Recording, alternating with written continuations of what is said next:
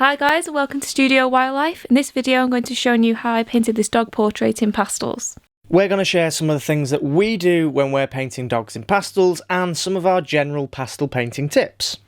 When I'm working in pastels I always start with the background first, as I find that overlapping the edges of the fur against the background gives a more realistic and 3D effect. I'm using soft pastel sticks for this stage and blocking in a mid-grey colour first as a base colour and filling in the entire background. When you're using the pastel sticks you'll probably end up with quite a lot of hard lines, so to smudge these out I just wear nitrile gloves and blend using my finger. I'll explain why I'm using the nitrile gloves a bit later on in the video. When I have a nice even layer I can then start adding some variation with other shades of grey. Because I already have the background entirely covered in pastel, the extra layers can be blended and smudged very evenly on top, just using my finger again. So for the background I just keep adding white and black pastel to the grey mid-tones to certain areas until I feel like I have built up enough variation. Adding a bit more variation to the piece I think just makes it a bit more interesting for the viewer. This can be quite a messy process, so that's another reason why I do the background first, so I don't end up smudging the dog that I've done later on. So our first tip is to start with the background first. This allows you to blend in the edges of the dog to the background, which gives a more realistic and softer appearance. For the dog I switched from the pastel sticks to the pastel pencils. I use Derwent pastel pencils mostly. I also have a grey pit pastel pencil too, which I really like. It has a slightly softer feel to it than the Derwent pastel pencils, and it's good for blending and softening certain areas.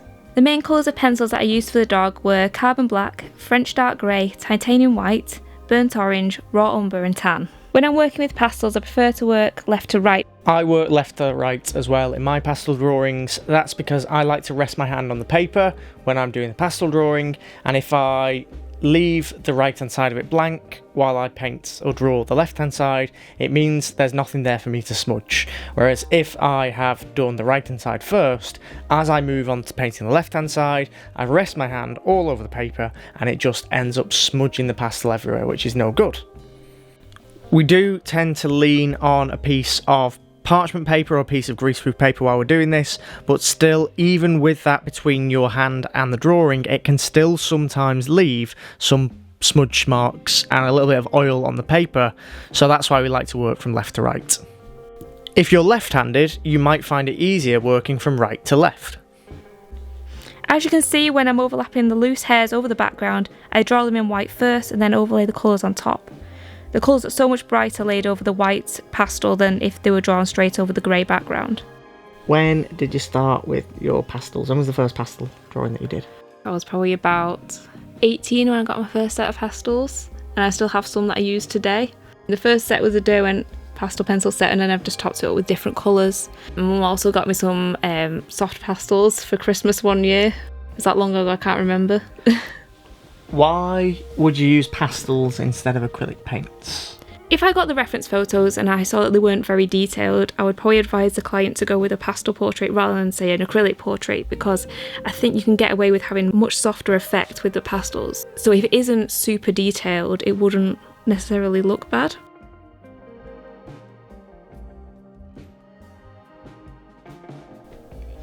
When I draw the eyes, I want to make sure that the pastel is blended as much as possible to get that realistic wet look.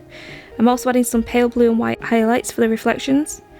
It's in case of just adding some more details and contrast to the eye. I'm making sure that my pencils are really sharp for this stage so I can make these very precise. When I work in pastels, my general rule is to put down my mid-tones first and then I add the highlights and shadows over the top. The pastel matte paper that I'm using is perfect for layering the pastels and building the colours until I get the results that I want. When I first started out using pastels, I didn't really know anything about the different types of papers you could use and anything like that, so I actually just started off doing them on mount board, which is extremely smooth and isn't really ideal for building up the layers. But I didn't hate it, I didn't hate the effect you could get, so that's why I preferred to go with the smoother version of the pastel matte in the white, as that was kind of familiar to what I was used to. I'm using the white pastel matte here, which I've heard is the smoothest of all the pastel matte colours. I like working on smooth surfaces especially, so I think this is the one that would work best for me.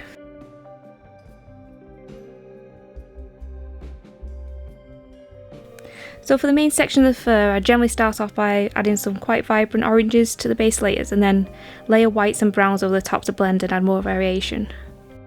How long does a pastel drawing of this size usually take? So if I was working on this full time and with no other projects, a painting of this size would normally take 2 to 3 days. I'd say the pastel portraits are a little quicker to do than the acrylics, just because all your colours are there for you in the pencils and you can just blend them, whereas with the acrylics you've got to spend time mixing your colours, adjusting the thickness of your paint, so that also takes additional time. Yeah, you've got to wait for your paint to dry as well, haven't you? Yeah, that's true. For long-haired dogs like this one especially, I really like using pastels, as you can create a really soft and realistic fur effect that's still detailed. If I were to paint a shorter haired dog such as a Labrador, I'd work in a similar way. I'd probably say if it was a black Labrador, I'd start off with a mid-tone grey as a base layer and then add some black and white shorter pencil marks on top to get the individual hairs. With something like this, I could try my best to blend the hair. Whereas long fur. Yeah, but with shorter hair I can keep the pencil marks quite sharp looking. They don't have to be as blended. So longer fur, you want to try and blend it a bit more and have it more like clumps, whereas shorter fur you can have it sort of like very clear and precise singular strands. They're a lot shorter. So that's tip number 3. When you're painting long fur, make sure you're trying to create long blended clumps rather than individual strands. But if you're painting short fur, you want short individual strokes to illustrate those short clumps of fur. If you try and make the longer fur as individual strands, it ends up just looking a little bit wiry and not that soft look that you're going for.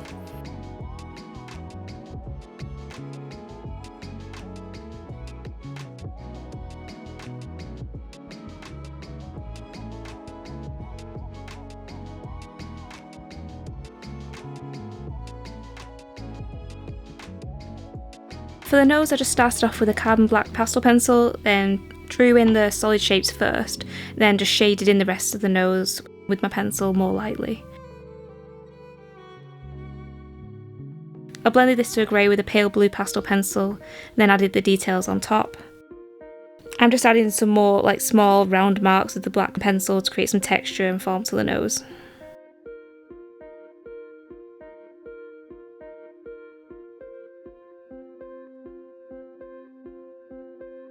I did actually have very good reference photos for this particular portrait, but just because of the texture of the fur on this particular dog, I felt like it would suit pastels much better. When I'm working with pastels, I find it's just like a repetitive process of adding details and knocking them back with different colours to strike a balance between the detail and softness.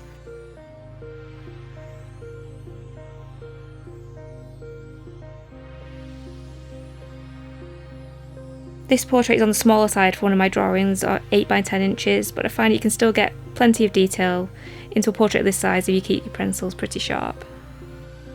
We actually have a video on how to sharpen pastel pencils, so I'll put a link to that in the description below.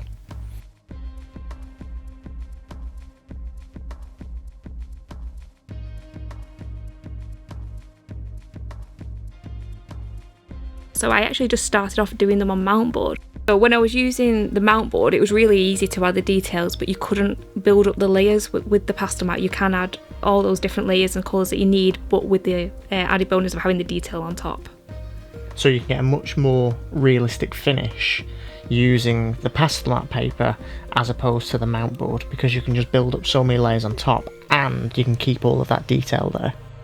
When I painted the dog's body, I wanted to keep it really soft and almost out of focus to keep all the attention on the dog's face. To get the more blended effect, I used my fingers again to blend this a little like I did with the background, making sure I was using my gloves. The nitrile gloves protect your skin and also stops from any oils and impurities from getting into the pastel artwork. To get this more softer look for body, I'm more interested in drawing sections of fur rather than individual hairs.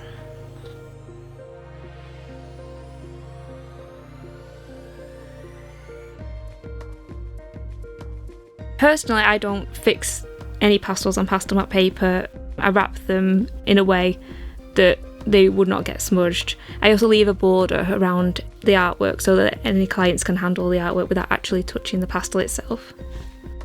Well, there you have it, some of Amber's tips and her process for painting dog portraits in pastels. I hope you enjoyed the video. If you did, please make sure to subscribe to the channel and give the video a like. It does mean so much to us.